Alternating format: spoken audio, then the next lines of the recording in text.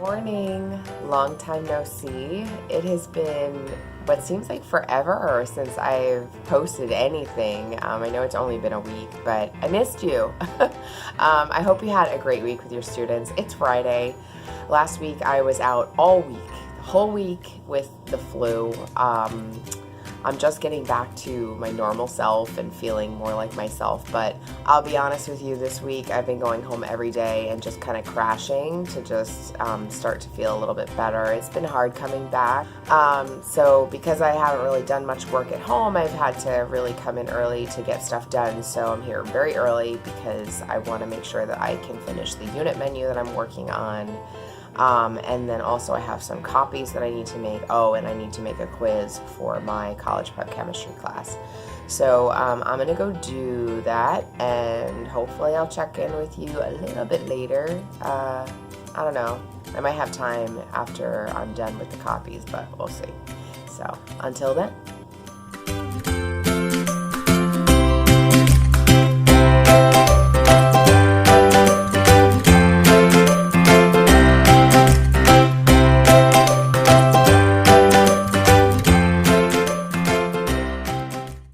It is the end of the day on Friday. I did not have a chance to check in with you earlier this morning. Got really busy working on my menu and setting up the modeling activity, so I didn't have a chance to check in. It was a good day. As I mentioned last week, I was really sick with the flu, so I'm just kind of slowly getting my bearings back. But since I was out so much last week, I thought one thing I haven't really talked about with you guys is how I plan for subs, but I'm not really absent all that much, but I do have, I think, some things that can help, especially if you're kind of like, what do I do with these kids when I'm absent?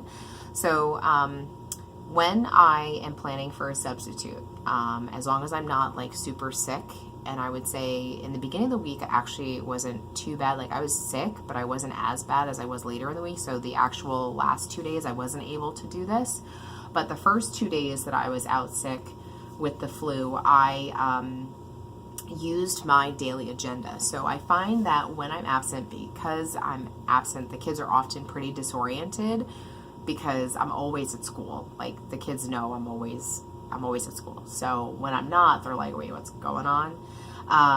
So I used my daily agenda and actually copy and pasted the daily agenda onto the sub plan. So this was my sub plan that I made.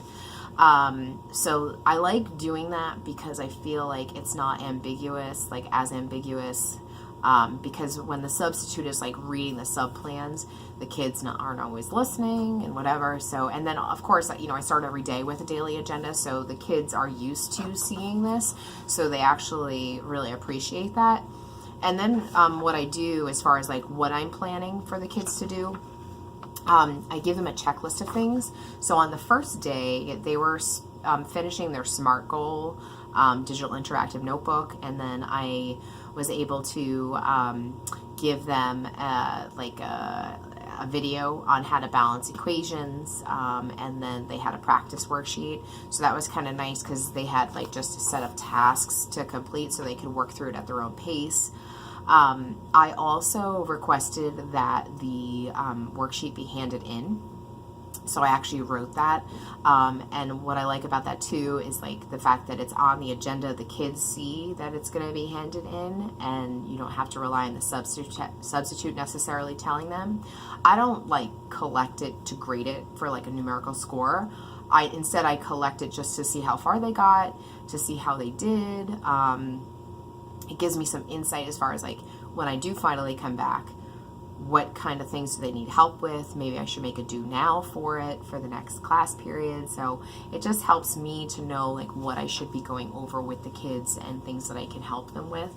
The other thing that I do with my subplans is because I'm in so many different classrooms, I always put my schedule and then I put the times that the class period goes from and to.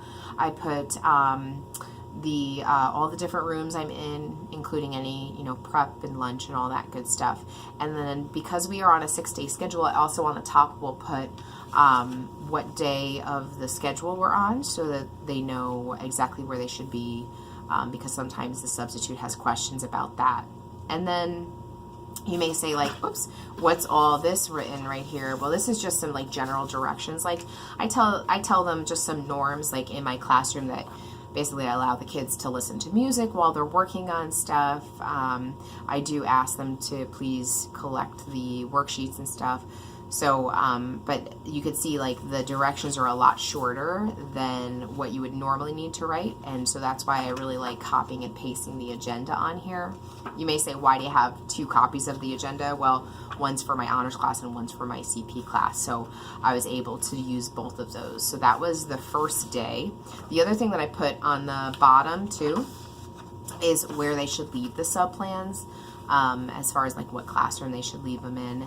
And usually I put my subplans in one of my green baskets, like one of these. This is what I used for turnkey yesterday, but this is my green basket. So I have a bunch of these green baskets, so I put all the handouts and the subplans in those green baskets in the classroom that I'm in. So that was the first day, and then this was the second day. So I did, fortunately, I'm in the position where I have a lot of videos made, so like because I've spent so much time creating the videos and flipping my classroom, I have a lot of pre-made videos. So what's kind of nice is I was able to keep it going. Like the kids were able to still learn even though I wasn't here. And then another possibility as far as like what you could do with your kids is I really like to use Chem Matters articles, and it was good because we were talking about the Hindenburg as part of our chemical reactions phenomenon. And so I was able to assign this great Chem Matters article about the Hindenburg, and then I already had a crossword that I made for it, so the kids were able to read and annotate the article and complete the crossword, and it ended up working out really, really well. So even though I wasn't here, the kids were still able to do something that was applicable to the class. So it was really good. It ended up working out fine. But I do think my kids missed me. I want to say like just a little bit. I have really great kids this year, but I could definitely tell they were like, okay, we're glad she's back. We have more engaging activities and lab things to do. And so it's nice to feel appreciated, and I definitely feel that way after this week. So with that said, I am going to get out of here because I'm still recovering and I want to go rest and relax. But what kind of subplans are you making for your kids? I'd love to know what they are. So if you wouldn't mind, leave a comment down below, and we can get some insight as far as what you do and what you assign. Either way, I hope you have a great rest of your weekend, and I'll talk to you next week. Thanks so much for watching.